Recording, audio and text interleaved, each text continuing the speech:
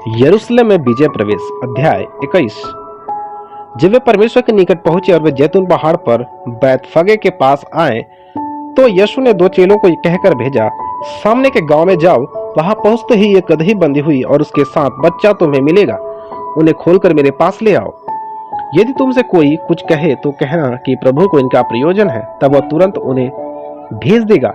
इसलिए हुआ कि जो वचन भविष्यद्वक्ता के द्वारा कहा गया था वह पूरा हो। सियोन की बेटी से कहो, देख तेरा राजा तेरे पास आता है, वह नम्र है और गधे पर बैठा है, वरन लादू के बच्चे पर। चेलों ने जाकर जैसा यीशु ने उनसे कहा था वैसा ही किया और गधे और बच्चे को लाकर उन पर अपने कपड़े डाले और उन पर बैठ गया।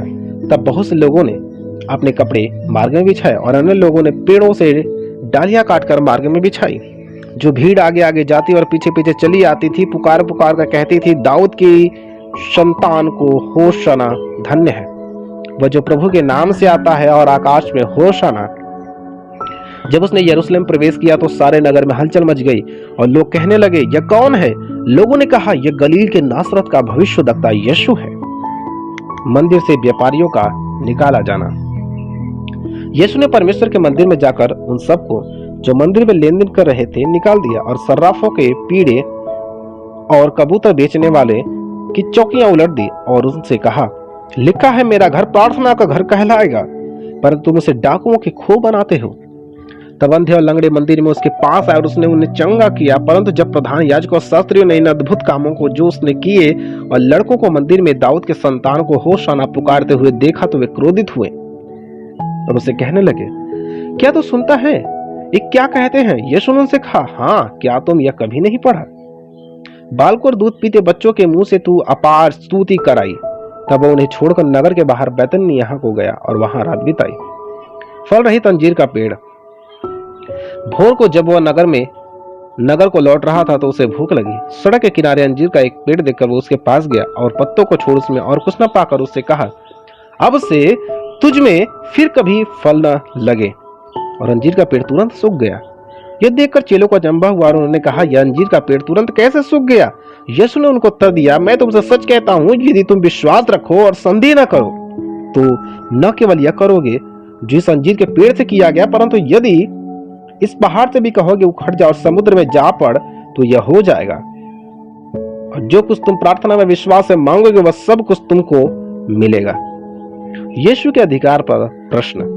वह मंदिर में जाकर उपदेश कर रहा था तो प्रधान याजक और लोगों ने पुरनियों ने उसके पास आकर पूछा, तू ये क्या काम किसके अधिकार से करता है और तुझे यह अधिकार किसने दिया?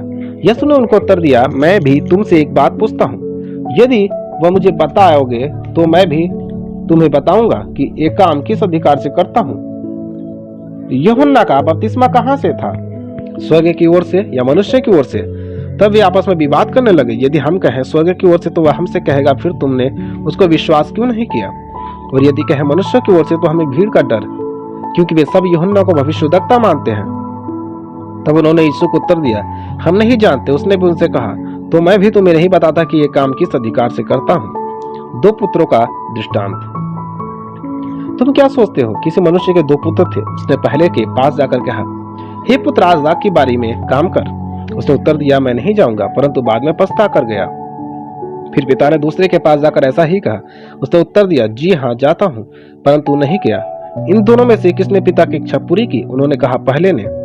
यीशु ने उससे कहा, मैं तुमसे कहता हूँ कि महसूल लेने वाले और वेश्याएं तुमसे पहले परमेश्वर के राज्य में प्रवेश करते हैं, क्योंकि यूहन्ना धर्म का मार्ग दर्शाते हुए तुम्हारे पास आया है और तुमने उसका विश्वास न किया, पर महसूल लेने वाले और वेश्याओं ने उसका विश्वास किया और तुम ये देखकर बाद में भी न पछताए कि उसका विश्वास कर लेते।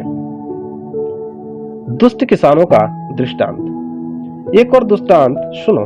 ये गृहस्वामी था जिसने दाख की बारी लगाई, उसके चारों ओर बाड़ा बांधा, उसमें रस का कुंड खोदा और गुम्मट बनाया और किसानों को उसका ठेका देकर प्रदेश चला गया। जब फल का समय निकट आया तो उसने अपने दासों को उसका फल लेने के लिए किसानों के पास भेजा, पर किसानों ने उसके दासों को पकड़ के किसी को पीटा और किसी को मार डाला और किसी पर पथरवाह किया।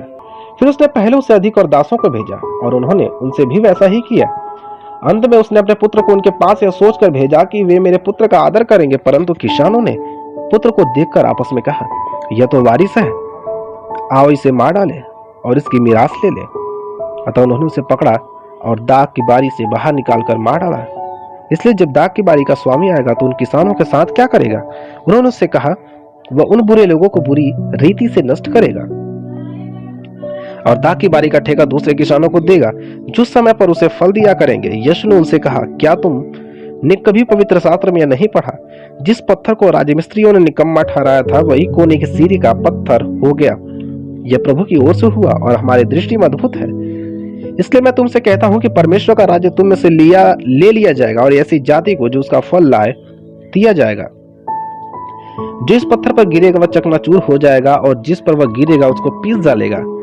प्रधान याजक और फरीसी उसके दृष्टांतों को सुनकर समझ गए कि वो उनके विषय में कहता है और उन्होंने उसे पकड़ना चाहा, परंतु लोगों से डर गए क्योंकि वे उसे भविष्यद्वक्ता मानते थे।